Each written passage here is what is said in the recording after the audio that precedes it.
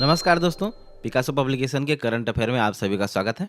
दोस्तों, रोजाना की तरह आपके लिए लेकर हाजिर हूं करंट अफेयर के 10 एमसीक्यू बेस्ड सवाल। तो आइए जानते हैं आज का पहला सवाल। वर्ष 2025 में आयोजित किए जा रहे हॉर्नबिल फेस्टिवल का कौन सा संस्करण है? ऑप्शन ए 24वां संस्करण है, बी 25वां संस्करण है, सी 26वां संस्करण है या डी 27वां संस्करण है।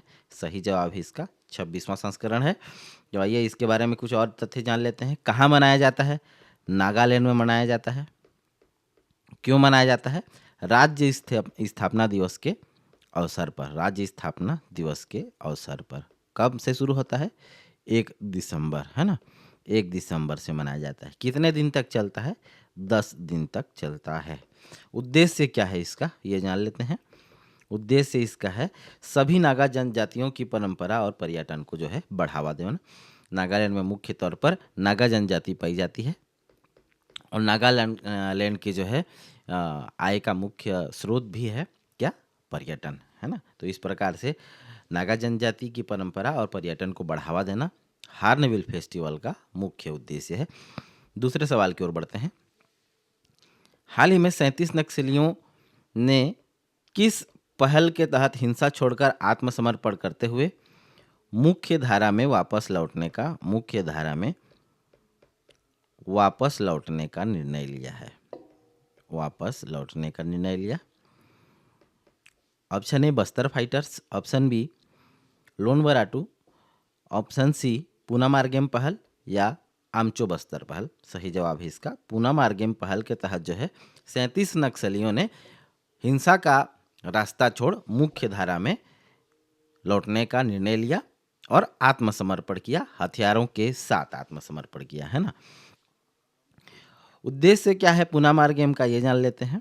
और पूना उद्देश्य जानने के पहले पूना मार्गेम क्या है ये जान लेते हैं। पूना का मतलब होता है नई और मार्गेम का मतलब होता है राह। किस भाषा में मतलब होता है? गोंडी भाषा में। गोंडी भाषा, है ना। गोंडी भाषा में नई राह अर्थात पूना मार्गम का मतलब है नई राह। उद्देश्य जान लेते हैं इसका। यह दंतेवाड़ा जिला पुलिस और प्रशासन द्वारा चलाया गया एक नक्सल उन्मूलन और पुनर्वास अभियान है ना। नक्सल उन्मूलन और पुनर्वास अभियान है। इसका उद्देश्य भटके हुए नक्सलियों को हिंसा का रास्ता छोड़कर शांति और सम्मान के रास्ते पर वापस लाना है ना। किसका उद्देश्य है ये? पूना मार्गेम पहल का उद्देश्य है और ओवरऑल छत्तीसगढ़ सरकार का उद्देश्य है। तीसरे सवाल की ओर बढ़ते हैं। छत्तीसगढ़ होम स्टे नीति 2025-30 के संबंध में निम्नलिखित कथनों पर विचार करें। पहला कथन है यह नीति होटल, मोटल और गेस्ट हाउस पर भी लागू होगी। दूसरा कथन होम स्टे संचालन के लिए स्वयं के कमरे को छोड़कर 1 से 6 कमरे होने चाहिए। तीसरा कथन इसका विशेष लाभ बस्तर और सरगुजा संभाग को मिलेगा। ऑप्शन ए कहता है 1 और 2 सही है। ऑप्शन बी कहता है 2 और 3 सही है। ऑप्शन सी कहता है 1 और 3 दोनों सही हैं। ऑप्शन डी कहता है 1, 2 और 3 तीनों कथन सही है। लेकिन इसका सही जवाब होगा ऑप्शन बी, केवल 2 और 3 कथन ही सही हैं। यह होटल, मोटल और गेस्ट हाउस पर जो है लागू नहीं होगा, है ना। कमरों की सीमा क्या है इसमें? अधिकतम 1, न्यूनतम 1 और अधिकतम 6, है ना। इसमें अपने घर को जो है रुकने के लिए दिया जाएगा किनको? आगंतुकों को जो पर्यटन कहने का मतलब है घूमने के लिए आए हुए हैं। मुख्य तौर पे बस्तर और सरगुजा संभाग जो है घूमने जाते हैं लोग, जंगल वगैरह देखने के लिए, झील, है ना। सरगुजा जैसे मेन पार्ट वगैरह गए तो अपना घर आप किराए पर दे सकते हैं। कम से कम 1 कमरे होने चाहिए, अधिकतम आपके पास 6 कमरे होने चाहिए खुद का कमरा छोड़कर। और इसके लिए सरकार जो है इस पहल के तहत वित्तीय सहायता भी प्रदान कर रही है। कितने वित्तीय सहायता देगी? यदि नया निर्माण करते हैं आप तो 1 लाख प्रति कमरा, ठीक है। 1 लाख प्रति कमरा। यदि आप रिनोवेशन करते हैं तो आपको कितना दिया जाएगा? 50,000 प्रति कमरा, ठीक है। आगे बढ़ें। चौथा सवाल है, हाल ही में छत्तीसगढ़ के किस जेल में खेल तरंग 2025 का उद्घाटन किया गया? ऑप्शन ए केंद्रीय जेल बिलासपुर, बी केंद्रीय जेल जगदलपुर, सी केंद्रीय जेल दुर्ग या डी केंद्रीय जेल रायपुर। तो सही जवाब है इसका ऑप्शन डी, केंद्रीय जेल रायपुर में खेल तरंग 2025 का उद्घाटन किया गया है ना। प्रतिभागी कौन होंगे? प्रतिभागी इसमें जेल के कैदी होंगे और इसमें जो है 300 प्रतिभागी इस बार जो है भाग लेंगे खेल तरंग 2025 में। ठीक है, कौन कौन से खेल होंगे? बैडमिंटन है, कैरम है, शतरंज है और वॉलीबॉल जैसे खेल जो है होंगे, है ना। मुख्य पुरस्कार प्राप्त करने वाले खिलाड़ी को जेल खेल चैंपियन अवार्ड, जेल खेल चैंपियन अवार्ड 2025 से नवाजा जाएगा। जेल खेल चैंपियन अवार्ड 2025 से नवाजा जाएगा, है ना। और इसका उद्देश्य जान लेते हैं। खेल तरंग का उद्देश्य जो है कैदियों का तनाव कम करना, अनुशासन बढ़ाना और उनके शारीरिक व मानसिक उनको जो है शारीरिक और मानसिक रूप से फिट रखना है ना। खेल खेलने से भाई शारीरिक और मानसिक फिटनेस आती है। आप लोग भी थोड़ा खेला करिए, कम से कम बेसिक फिजिकल एक्टिविटीज़ करना जरूरी है। अगले सवाल की ओर बढ़ते हैं। पांचवा सवाल है, हाल ही में चर्चा में रहे दार्जिलिंग मंदारिन संतरे के संदर्भ में निम्नलिखित कथनों पर विचार कीजिए। कथन पहला है, इसे आधिकारिक तौर पर जीआई टैग प्रदान किया गया है। दूसरा है, जीआई टैग का रजिस्टर्ड ऑनर दार्जिलिंग जैविक कृषि उत्पादक संगठन है ना। दार्जिलिंग ऑर्गेनिक फार्म इसका जो है रजिस्टर्ड ऑनर है। तीसरा कथन है, यह मुख्य रूप से दार्जिलिंग और कालिम्पोंग क्षेत्रों में उगाया जाता है। उपर्युक्त कथन में से कौन से सही हैं, है ना। कौन सा से कथन सही है या है? तो ये जो तीनों कथन देख रहे हैं, तीनों कथन सही है। ऑप्शन डी इसका सही जवाब हो जाएगा, है ना। जीआई टैग के बारे में जान लेते हैं। इसको किसके द्वारा दिया जाता है? उद्योग एवं व्यापार मंत्रालय द्वारा दिया जाता है। कब आया था? 1999 में आया था।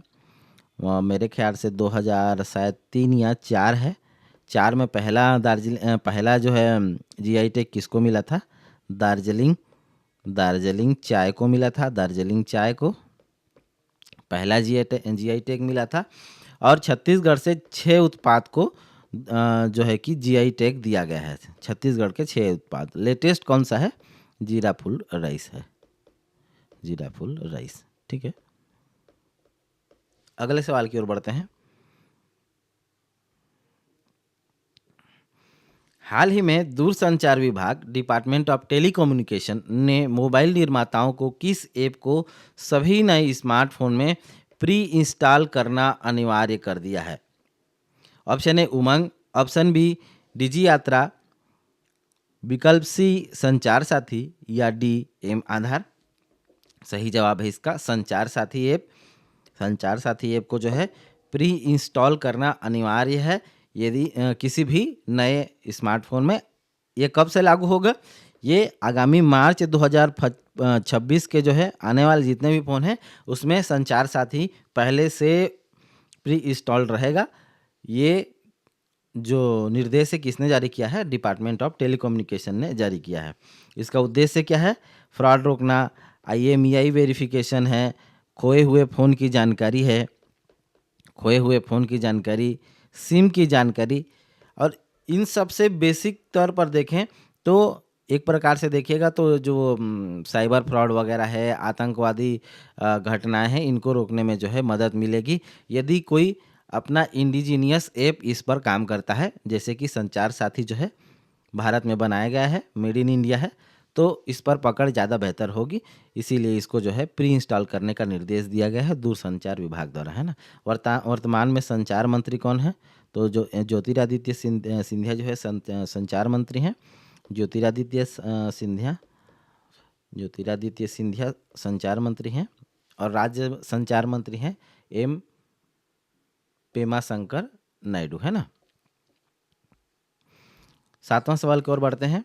वित्तीय वर्ष 2025-26 के बजट में मुख्यमंत्री नगरोत्थान के लिए कितनी राशि का प्रावधान किया गया है? बजट में जो है 500 करोड़ का प्रावधान किया गया है ना, लेकिन किया गया 500 करोड़ का प्रावधान तो 500 करोड़ का था, लेकिन मंजूर कितना गया है? 429 करोड़ की मंजूरी मिली है ना। उद्देश्य इसका है शहरों में इंफ्रास्ट्रक्चर का विकास करना, शहरों में इंफ्रास्ट्रक्चर का विकास करना। पहले चरण में 13 नगर निगम में 26 कार्यों को किया जाएगा। 13 नगर निगम में 26 कार्यों को किया जाएगा। कौन से विभाग और मंत्री इसके ने इसको लॉन्च किया है? तो नगरीय प्रशासन विकास विभाग मंत्री है ना, और इसके मंत्री कौन है? उप मुख्यमंत्री अरुण साव इसके प्रभारी मंत्री हैं। नगरीय प्रशासन एवं विकास विभाग है ना। और मॉनिटरिंग कौन करेगा इसका कि काम सही हो रहा है कि नहीं? मॉनिटरिंग की जिम्मेदारी किसको दी गई है? तो कलेक्टर की अध्यक्षता वाली जिला स्तरीय एक समिति होगी। कलेक्टर की अध्यक्षता वाली जिला स्तरीय समिति, जिला स्तरीय समिति होगी जो इसकी निगरानी करेगी। ठीक है। 8वां सवाल की ओर बढ़ते हैं। हाल ही में चर्चा में रहा हेरान MK2 क्या है? एक बैलिस्टिक मिसाइल है, एक एंटी टैंक गाइडेड मिसाइल है, भारतीय नौसेना का नया युद्धपोत है, या एक सैटेलाइट लिंक्ड मानव रहित हवाई वाहन है, अनमैन्ड एयर व्हीकल है, अर्थात शॉर्ट में कहें तो ड्रोन है।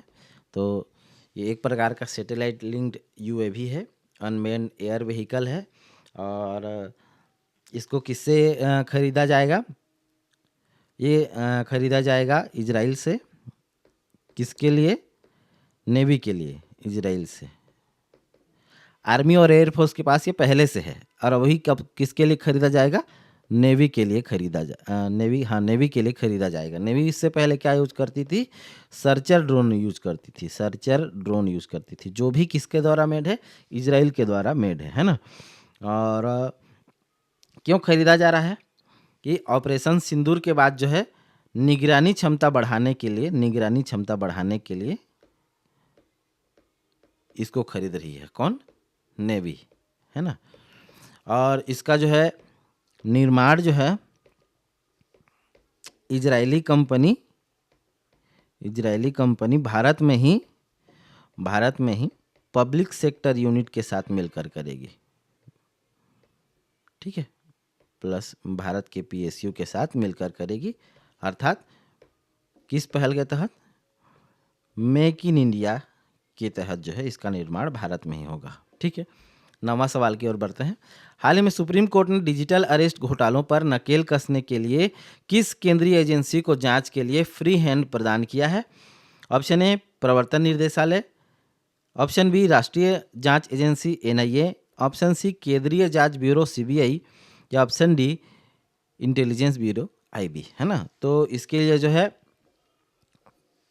CBI को जो है फ्री हैंड दिया है। किसने दिया है? सुप्रीम कोर्ट ने दिया है कि आप जाइए किसी भी राज्य में आप जांच कर सकते हैं। किससे संबंधित? डिजिटल अरेस्ट से संबंधित है ना। वर्तमान में ये फ्रॉड जो है बहुत ही ज़्यादा चल रहा है, और ये किसके तहत जो है सहमति देने का निर्देश, राज्यों को सहमति देने का निर्देश दिया गया है? दिल्ली विशेष पुलिस अधिनियम की धारा 6 के तहत है ना, की धारा 6 के तहत जो है राज्यों को निर्देश दिया है कि आप CBI को जो है अनुमति प्रदान करें। अनुमति क्या? सहमति प्रदान करें। और ये निर्देश दिया गया है, रिक्वेस्ट नहीं किया गया है। किसके तहत? डिजिटल अरेस्ट की घटनाओं को कम करने के लिए, जांच के लिए है ना। अब इसमें क्या होता है? NIA और CBI में जो बेसिक अंतर यही है कि CBI को कहीं भी जांच करने के लिए, आप लोगों ने देखा होगा कि जैसे कुछ भी दुर्घटना वगैरह घटित होती है तो लोग सरकार से CBI जांच की मांग करते हैं। अर्थात CBI जांच के लिए राज्य सरकार से अनुमति लेना आवश्यक होता है। एनआईए के मामले में ये नहीं है। एनआईए देश के किसी भी राज्य में अपनी जांच अपने से कर सकती है ना, लेकिन सीबीआई अपने से नहीं कर सकती, उसको राज्यों से परमिशन लेना पड़ता है। खासकर से 5-6 राज्य ऐसे हैं जिनसे तो परमिशन लेना ही पड़ता है। बाकी कुछ राज्यों ने जो है इस पर छूट दे रखी है अपने खुद के अधिनियम वगैरह बना के, लेकिन 6 राज्य ऐसे हैं, 6 या 7 राज्य ऐसे हैं जिनके लिए क्या है कि परमिशन लेना पड़ता है सीबीआई को, है ना। और सुप्रीम कोर्ट ने जो है 3 तरह के साइबर क्राइम की पहचान की है, उनके रोकथाम के लिए सीबीआई को जो है निर्देशित किया है। वो कौन कौन से हैं? पहला है डिजिटल अरेस्ट, दूसरा है निवेश घोटाले 10 दिन में पैसा डबल, ऐसे वाला। और तीसरा है पार्ट टाइम जॉब करिए हमारे साथ, आपको इतना मिलेगा, ये मिलेगा। भाई खाली फोकट का कोई भी पैसा नहीं देता है, मेहनत कर लो, नौकरी मिल जाएगा, उसी से आएगा पैसा। और ये खबर जो मैंने लिया था ये द हिंदू में छपे आर्टिकल से लिया था, ताकि इसलिए बता रहा हूँ ताकि थोड़ा सा ऑथेंटिसिटी बने रहे आपके लिए। आखिरी सवाल जानते हैं आज का। हाल ही में नई दिल्ली के सुंदरी नर्सरी में आयोजित आजीविका व्यंजन महोत्सव सरस फूड फेस्टिवल का उद्घाटन किनके द्वारा किया गया? तो इसका उद्घाटन जो है श्री शिवराज सिंह चौहान द्वारा किया गया। ये कौन है? कृषि एवं ग्रामीण विकास मंत्री, ग्रामीण विकास मंत्री, है ना। अन्नपूर्णा देवी भी साथ में मतलब उस कार्यक्रम में मौजूद थी, इसीलिए मैं ऑप्शन में मैंने उनका नाम भी दिया है। उद्देश्य क्या है इसका? इस सम्मेलन का जो उद्देश्य है, फेस्टिवल का, महोत्सव का उद्देश्य है कि लखपति दीदियों के हुनर और पारंपरिक व्यंजनों को मंच प्रदान करना। लखपति दीदी अर्थात एसएचजीज के हुनर और पारंपरिक व्यंजनों को क्या है मंच देना। ये आयोजन होता है, वो अपने पारंपरिक व्यंजन यहाँ पे प्रस्तुत कर सकते हैं। जैसे छत्तीसगढ़ के अपने व्यंजन होंगे, बिहार के अपने व्यंजन होंगे, तो स्पेसिफिक व्यंजनों को यहाँ प्रदर्शित करना और उनकी जो है उनको स्टॉल लगाकर उनका मार्केटिंग करना, ताकि लोकल मार्केट में उनका प्रचलन बढ़े और उत्पादन संबंधित राज्य से बढ़े, है ना। इससे आखिरकार एक प्रकार से देखेंगे तो आर्थिक मदद मिलेगी और आर्थिक समृद्धता आएगी हमारे एक विशेषकर राज्य में, जिस राज्य का वह व्यंजन होगा, है ना। और भागीदार कौन कौन से राज्य थे? भागीदार इसमें थे 25 राज्य थे। 25 राज्य के 62 स्टॉल लगे थे, जो महिलाओं ने लगाया था, है ना, लखपति दीदी, एसएचजी। और ख़ास बात इसमें क्या रही कि श्री अन्न से बने सेहतमंद व्यंजन जो है, इसकी खास बात रही थी इस महोत्सव में। श्री अन्न किसको कहते हैं? श्री अन्न जो है मोटे अनाज को कहा जाता है। मोटे अनाज अर्थात मिलेट्स को कहा जाता है, मिलेट्स को, है ना। आज के लिए बस इतना ही। कल फिर मिलेंगे 10 नए सवालों के साथ। Thank you for listening me. This is Sanjay Patel signing off. Have a nice day.